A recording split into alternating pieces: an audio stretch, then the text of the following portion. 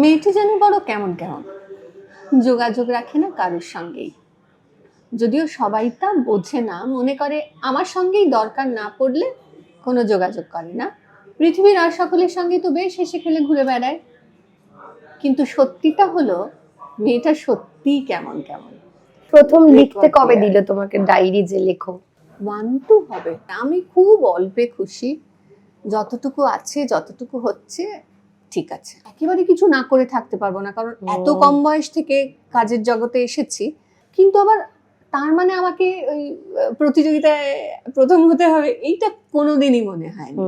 সেরকম হলে আমাদের একটা ভোকাল কর্ড কেটে দিতে হতে পারে আর কি। আমার না তখন ভয়টা চলে মানে ঊর্ধ্বে উঠে গেছিলাম। আমার যদি কয়েকটা দিন হাতে সময় থাকে, আমার ছেলেকে কয়েকটা জিনিস শিখিয়ে দিতে হবে। পাবলো বাঁচার অন্য মানে দিয়েছে আমার। পাবলোকে বলি যে পৃথিবীতে সবাই তোমায় ভালোবাসে, কিন্তু মনে রেখো সবার থেকে 9 মাস বেশি আমি ভালোবাসবো।